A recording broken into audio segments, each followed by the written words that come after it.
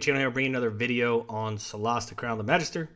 In today's video, we are going to cover everything that has been confirmed by Tactical Adventures that will be in the new Palace of Ice DLC that is releasing here in May of 2023. Now, when they originally announced the Palace of Ice DLC, I made a video speculating on all the things I think were going to come to the game, and then they came out with an actual Twitch stream, and now the VOD for that Twitch stream is available out on Twitch.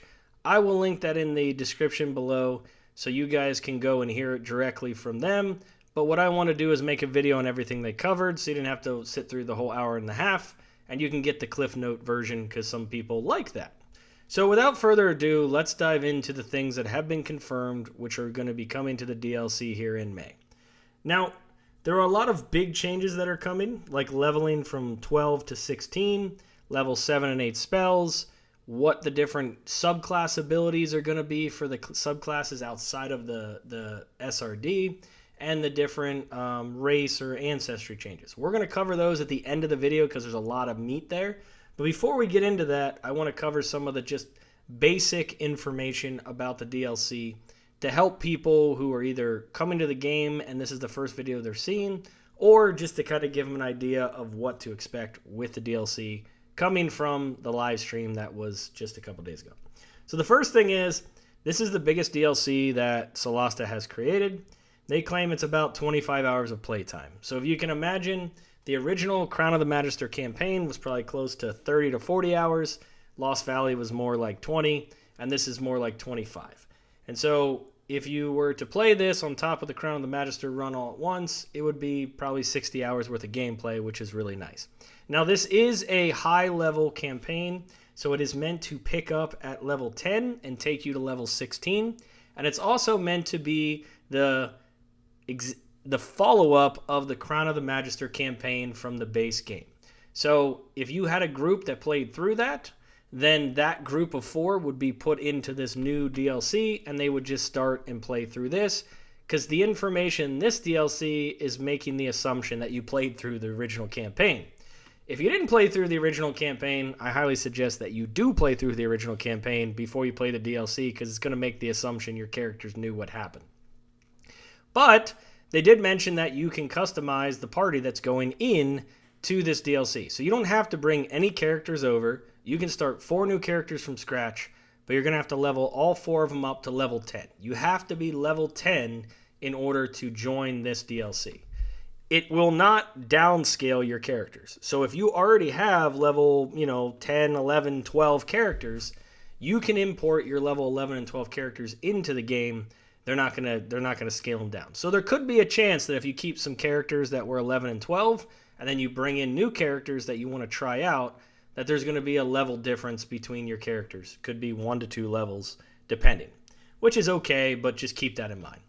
So the other thing that they mentioned about this DLC is that it's going to function a lot like the original campaign, where it's much more linear than Lost Valley. Lost Valley had a lot of factions, a lot of faction choices that kind of led you to different outcomes. In this game, they're picking up from that same linear narrative to try and finish the game. Now, they did also mention that this is going to be the last DLC they make for Solasta Crown of the Magister, and that they're not going to make any more new content for the game after this. So this is going to be the final piece. They're not going to go to level 20 or any of that. This is where they're going to stop. I'm okay with that. They're not going to stop developing the game or bug fixing the game. They're just moving their sights to a new game that is not this one. So that was good to know.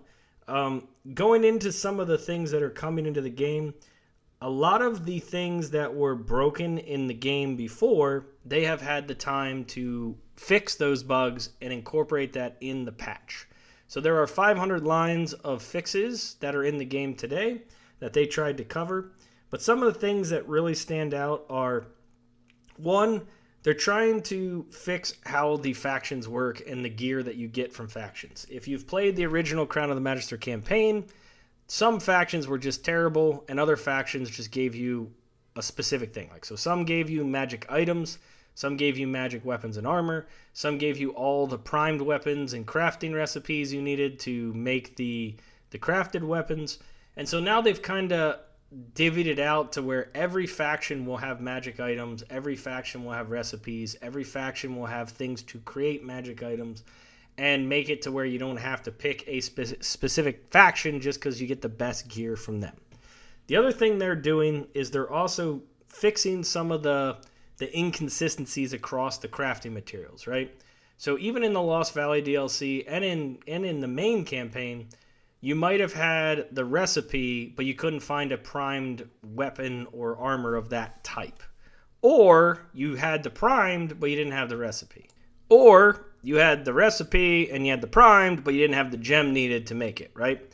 So now they're trying to change that to where there's going to be a recipe, a primed weapon, and the correct gem available for all the different items in the game that can be crafted. In addition to that, a lot of the stuff is going to be able to be purchased from those faction vendors so that you know, hey, I don't have to finish a quest or I don't have to find it. I can buy it early and craft early. I just need to have a lot of gold to do so. So I thought that was really cool. And then in the same vein of crafting, they're also changing how the crafting works. And so right now, I think a base crafting is 12 hours. And then if you want to craft something, it's 24 hours, 48 hours, blah, blah. And it only crafts when you're traveling to and from places. If you camp the overnight inside a location, it doesn't move your craft time forward. So it can take a really long time to craft things. So they said they're knocking that down to be like 8, 10, 12, and 14 hours. But they're also increasing the DC. So now it's going to be harder to craft. And so you really need to have somebody who has a very hard arcana or whatever it is with the Manacalon Rosary. They have to be proficient in it if you really want to be good at crafting. So I like that they're cutting down the timer, but they're also making it more difficult. So like a random guy with no plus to arcana can craft easily, right? So there's a lot going on with that I thought is really cool. That is the main thing that they're adding that they haven't added before that I thought were big deals. Other than that, most things that they have come to the game are going to be new.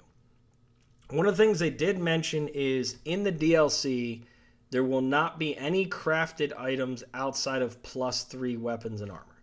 So they did say you will be able to craft +3 weapons and armor, but they're not going to let you craft any other kind of weapon and armor because at this level, around the level 10 plus campaign, they're starting to get into items that are going to be legendary items. And if you play 5th edition, legendary items should be unique. So what they're trying to do with this game is not let you craft those items, but have to find them within the world, either by a quest, a boss monster, a random mob, whatever. But they're trying to not let you make the legendary items. They're making you go find them, which I think is okay, and I quite enjoy it. Because then you're not locked to the certain things like with crafting, having to have all the stuff. And it's super powerful, so you shouldn't be able to just make it. So I like that.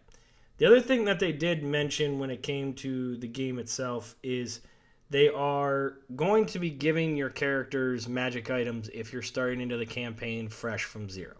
So as I said, you can either import characters from your original Solasta campaign, or you can start at level 1. If you start at level 1 and you level a brand new character to 10 to play in the campaign, when you join the campaign, you're going to be given specific armor and weapons, kind of like you did when you started the original, but they're going to be magical. So they're going to try and give you some magical items right up front, because why would you come into a level 10 campaign and have just a regular dagger, right? You should have magical items by the time you hit level 10, and they're going to incorporate that into this DLC, which I really liked. When it comes to some of the other cool things that I saw, they are adding a wild shape. So in the Lost Valley DLC for the Druid, they did add the gorilla as a wild shape. In this DLC, they're adding an ice tiger as the wild shape, which I thought was really cool. I love doing the Druid's wild shapes, and I thought that was going to be really, really, really cool. Other than that, some of the things that we know are not coming, there's going to be no new feats, no new subclasses. There's no multi-classing, but there is a mod, I think it's called like Unfinished Business, where you can multi-class or something like that. Like I said, they're not going to go in the campaign to level 17 or higher. This is where it's going to stop. And at this point, they're not going to make any more content for Solasta Crown of the Magister. So those are all the main topics that aren't related to some of the big changes. So now let's get into the big changes, right? So we'll start with the races or ancestries, however you want to call them.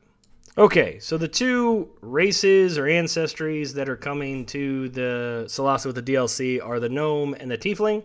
And the gnome is actually getting a sub-race or sub-ancestry, and that's going to be the rock gnome, which comes right from the SRD, and then the shadow gnome, which is new. I was really excited to see the shadow gnome. I was hoping they would do some kind of deep gnome or something like that, so I was really happy to see a shadow gnome coming into the game. Now, the rock gnome pretty much fits the SRD exactly to the T. I think they did change a little bit on some of their abilities, their tinker and their other ability, to make it more in line with Solasta instead of, tabletop, when you can use a little bit more imagination with your tinker ability. And then the shadow gnome as well, they made some little tweaks to that it's somewhat like a deep gnome, but a little bit different. And then the other race or ancestry they're bringing in is the tiefling, and that's pretty much matches the SRD to the T. Again, they made a couple tweaks with like the spell options, but for the most part, it's the SRD version of a tiefling. So it was really nice to see some new races and sub-races being added. I think they're very fun sub-races and races to be included into what classes we have available to maybe freshen it up if you've played Solasta as much as I have. All right, the other thing that we want to get into now is going to be the sub-classes.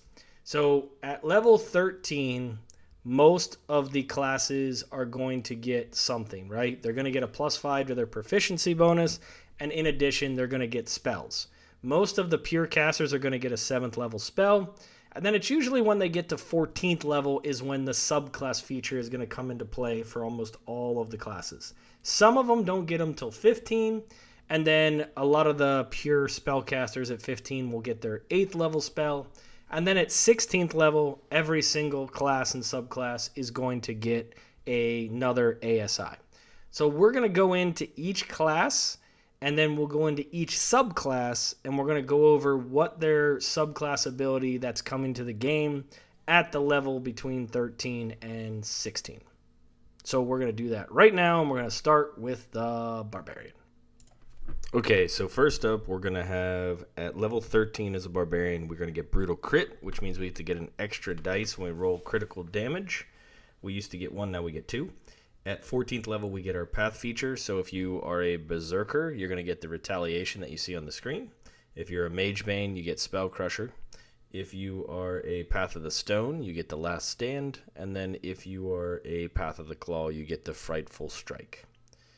Alright, so now at level 15, we get Persistent Rage. So your rage only ends if you fall unconscious. So right now, if you are raging, your rage will end if you don't take damage or do damage in a turn. But with this Persistent Rage you get at 15, it basically makes it to where only being knocked unconscious, or if you choose to stop your rage, is the only way that your rage will be stopped. And then at level 16, you get an ASI or feat, which is going to be the case for every single class going forward. Okay, so now that we have the Bard, let's get into the Bard. So Barbarian to the Bard. Okay, so starting out at level 13 for your Bard, you get your Song of Rest dice, moves from a 1d8 to a 1d10, and you get a 7th level spell, which we'll cover the spells here later in the video. Then at level 14, you get Magical Secrets, that allows you to pick up 2 spells from any other spellcaster's spell list. And then you also get your Bard College ability. So for Lore Bard, you get this Peerless skill at the top here. And then after that, if you're a Hope Bard, you get Start a Song of Hope. If you're a Traditions Bard, you get the Manichalan Perfection. And then if you are a Heroism Bard, you get this At Road's End. Then when you hit level 15, your Bardic Inspiration dice moves from a 1d10 to a 1d12, and you get an 8th level spell. And then at level 16, you get a feat or an ASI, very similar to what we said about the Barbarian and any other class in the game. So now we're going to move on to the Cleric. Now, I don't have any subclasses available for the Cleric that I can really share with you. So let's just dive into the Cleric with what you get from 13 to level 16. Okay, so what we know about the Cleric is at level 13, you're going to get a 7th level spell, just like any other pure caster. Then at level 14, you're going to get the ability to destroy undead up to a CR3 creature. So most undead are going to be, most common undead are much lower CRs, so you can get up to a CR3, which is nice. And then your divine smite or divine strike ability, I think it's divine strike, is going to now be 2d8 instead of 1d8 to add a little extra damage. Then at 15th level, you're going to get your first 8th level spell slot. And then at 16th level, you're going to get an ASI. So I don't think a cleric actually gets a subclass change from level 13 to 16. All of their changes are for the class itself, not the subclass, but I could be wrong. All right, so now let's move on to the druid. All right, so similar to the cleric and the bard, at 13th level, you're going to get a 7th level spell. Then when you get to 14th level, you're going to pick up your druid circle ability.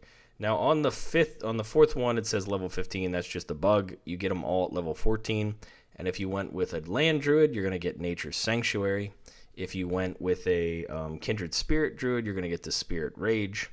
If you went with the what is the other one called? Winds druid, you're going to get the unfettered.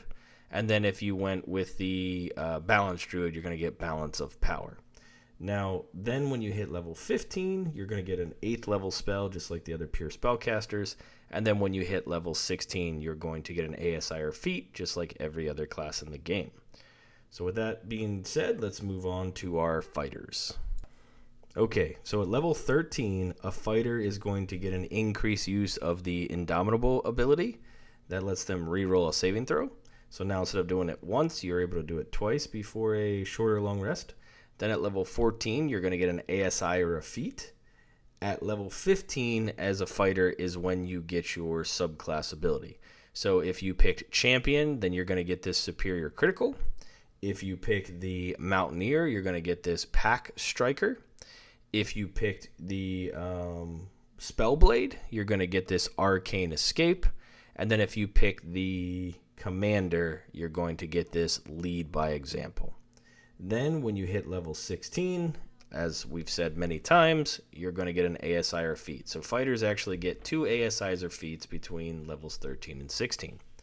Now moving on, we are going to cover the monk. Okay, so I feel like the monk is just like the cleric. Either they didn't cover it because it wasn't in the video, or monks don't get any subclass specific abilities from level 13 to 16. I just don't think they get any subclass abilities. So at level 13, the monk gets this Tongue of the Sun and Moon, which allows them to understand and I think be understood of any language in the game. At level 14, they get Diamond Soul, which lets them add their proficiency bonus to all saving throws. At level 15, they get Timeless Body, which lets them re-roll a save if they fail at the cost of 1 key point. And then at level 16, a monk gets an ASI very similar to every other class. So with that being done, let's move on from the monk to our paladin. Okay, so coming in at level 13, a paladin gets a 4th level spell since they're a 3rd caster. Then at level 14, they get the ability called Cleansing Touch. This allows you to pretty much remove any kind of spell effect on a person, and you can do it, I think, equal to your charisma modifier. So this is really good just to stop a random spell on any of your characters. So really like this. At level 15 is when they're going to get their Sacred Oath. And so if you went down the Devotion, you're going to get Purity of Spirit. If you did the Motherland, you're going to get Heart of the Lava. If you did Tirmar, you're going to get the Soraks Bane. And then if you went down the Judgment, you're going to get Retribution. Then at level 16, you are going to pick up an ASI just like everybody else. So there you go. And now let's move on to the Ranger. Okay, so for the Ranger, coming in at level 13, very similar to a Paladin, they're also a 3rd caster. So they're going to be getting a level 4 spell. And then at level 14, they are going to get the Favored Enemy increase and also the Vanish ability. So Vanish just allows them to use a bonus action to hide, which is a really nice skill even for a Ranger. And then when they get to level 15, they're going to get their subclass ability. So if you went for a Hunter, you're going to get Superior Hunter's Defense, which is either Stand Against the Tide, Evasion, or Uncanny Dodge. You get to choose one of the 3. Or if you went the marksman, you're going to get an extra attack so that you can attack 3 times instead of 2 times. If you went the shadow tamer, you're going to get an at home in the dark ability. And then last but not least, if you went the swift blade, you're going to get the uncatchable ability that you see on the screen. Now, once we hit level 16, we're going to get our ASI or our feat, just like all the other classes. And with that, we're going to move to the rogue. Alrighty, so the rogue is a little bit different. They're actually going to get their subclass ability at level 13, along with a 7d6 on their sneak attack increase. So if you went thief, you're going to get the use magic device ability. If you went dark weaver, you're going to get the shadowy ability. If you went shadow caster, you're going to get the shadow casting ability. And then if you went hoodlum, you're going to get the dirty fighting ability. Then at level 14, you're going to get your blind sense, which within 10 feet you don't see. You can see invisible or hidden creatures, which is kind of nice. Then at level 15, you're going to get your sharp mind, which basically allows you to add a proficiency bonus to your wisdom saving throws. And in addition, at level 15, your sneak attack goes from 7d6 to 8d6. And then when you get to level 16, you're going to get yourself an ASI or feat like the other classes. So now we're going to move into the sorcerer. Okay, so with the sorcerer at level 13, similar to the other full casters, you're going to get a 7th level spell.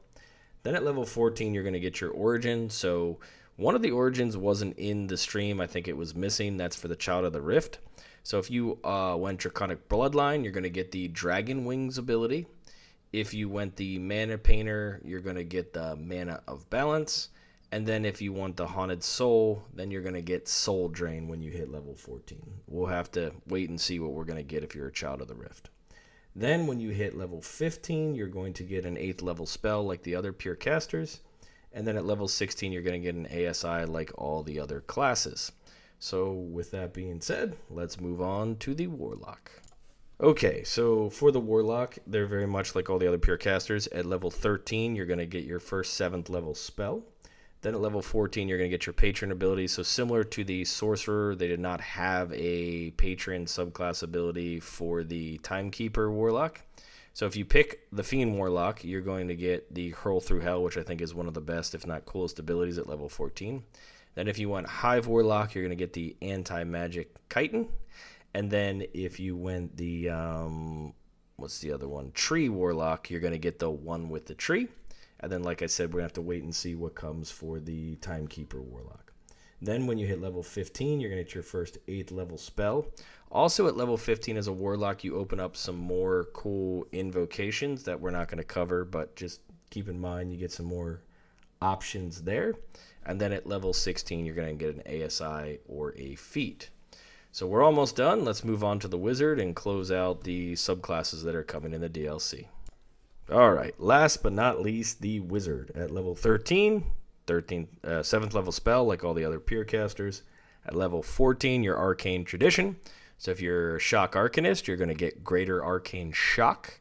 If you are a Lore Master, you're going to get Arcane Professor. If you are a Green Mage, you're going to get Weakening Entangling Shot. That's a lot of ings.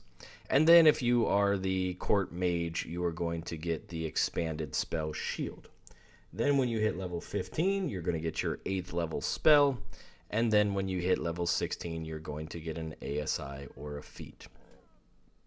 So that has concluded our subclasses. So now let's go into what the 7th and 8th level spells are going to look like that are coming to Solasta Crown of the Magister. Alright, so here are the 7th level spells that are available to all of the classes in the game. There are 11 that you can choose from. The Arcane Sword, Conjure Celestial, Delayed Blast, which is pretty much delayed Fireball, Divine Word, Finger of Death, Firestorm, Gravity Slam, which is kind of like Reverse Gravity but tweaked a little bit, Prismatic Spray, Regenerate, Resurrection, and Symbol.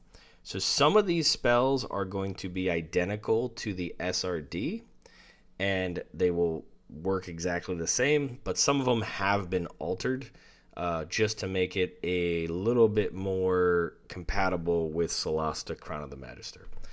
Obviously, the higher levels you get, the spell choices are limited, but I think this is a really good amount of cool 7th level spells for all the different classes in the game to do some fun stuff with at the higher levels.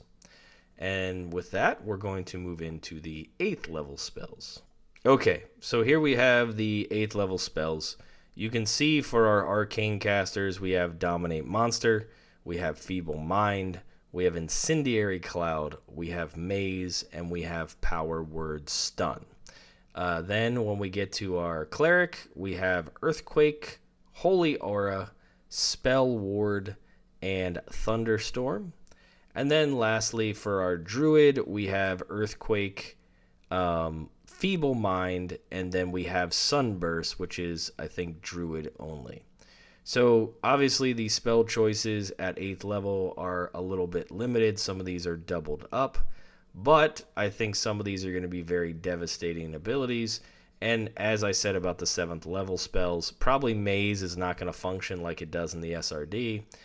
Maybe even, that some of these other abilities might be tweaked a little bit, like Earthquake and some of these other ones that just, they're going to feel the same, but they might have a little bit different in the code to make it fit a video game and fit Solasta on how they want you to use it.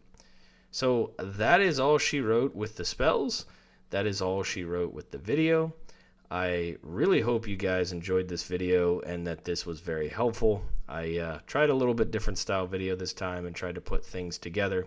And I want to thank the Tactical Adventures team for doing this VOD so I could put this together. And we will see you guys in the next video as we wait patiently for the Solasta DLC to release in May of this year. This is Van from the VaniverseGaming channel. Thank you. Appreciate you watching. Cheers and peace out.